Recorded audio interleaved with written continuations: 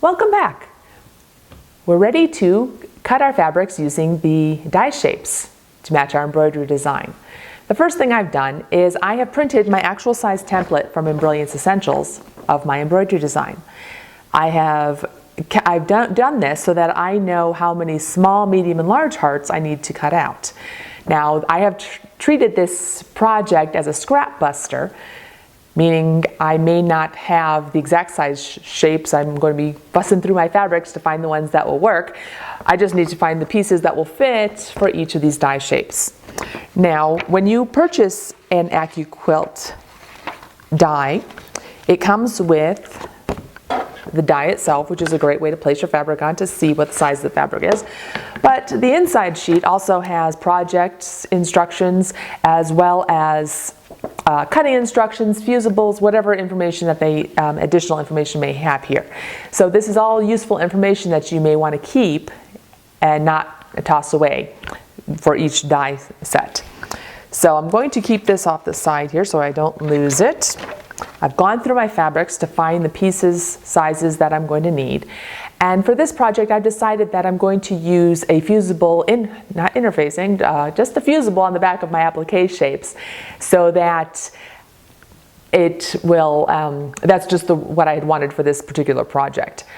For machine embroidery, you need to be specific or use a fusible that isn't going to gum up your needles.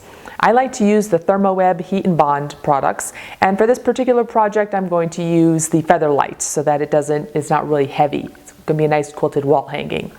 So whichever fusible you choose to use, be sure that you follow the manufacturer's instructions. Now, to fuse this, you need heat and an iron. Normally in my sewing room I have my heat press, large work area, but then here in the studio and at my embroidery machine I have the iron that I will use at the embroidery machine here. And this is the Clover Wedge iron, and specifically for the infusible instructions that I'm following, you don't use steam, so this iron has no steam. It also has a nice flat plate, and it has a narrow area and it's small footprint. That's nice and handy because, as I said, I use this at the machine with a small hoop. So if you have a 4x4 hoop, this iron will fit right inside the hoop for doing your pressing. So you'll see that in action when we get to the embroidery machine, the next step. But first, I'm going to place my fabric right side down on my heating area. I'm going to place my fusible on top, and following my manufacturer's instructions, I'm going to adhere my fusible to the back of my fabric and do that for each one of the pieces. I have to let it cool. Once I have all my pieces done, I am ready to go to the cutting machine. So here are my pieces. So I'm ready to go and cut my fabrics. So we're ready to assemble our die with our fabric sandwich and run it through the machine. You can stack more than one at a time on the die. The important part is, and I place my fabrics, let's see, if we do them face down, then they're going to be upside down. So depending on the die, you have to make sure that you place it in the right direction. So for this particular one, I'm going to place them face up. Now, my fabrics are cut so that I've made them a little bit, I know they will fit, but as I work through, I want to make sure that my fabric is completely covering the shape because we don't want to make any mistakes here. I'm going to take my cutting mat and place it on top, making sure that I do not shift the fabric. Take this nice sandwich, place it on the machine, and let the machine do all the work. Comes out the other side.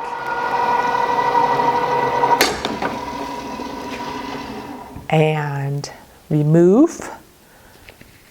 And look at that, we've already got our 3 done. Hearts. Oh, this is going to be so much fun. So let's try that again. So we're going to take our 3 shapes for our smaller ones. I know, I get so excited about little things. Place them on top of the small heart die, put our sandwich on top of it. If I was more coordinated, I would do let's go for it. see if we can, we're going to tempt fate here because I'm usually not very good at this, but we're going to go for it this time because these are bigger pieces, so I really can't, it may be harder to muck up. But doing them all at once. We've got our fabric sandwich. I'm going to put it in so that the small end goes in first so nothing gets shifted and goes away. I'm going to double check because my dad taught me measure twice, cut once, and measure one more time.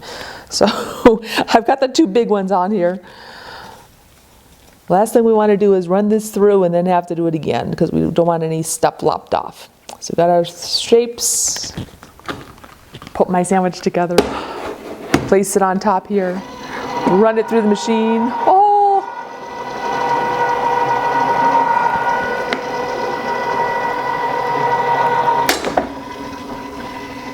Remove it. Oh, perfect.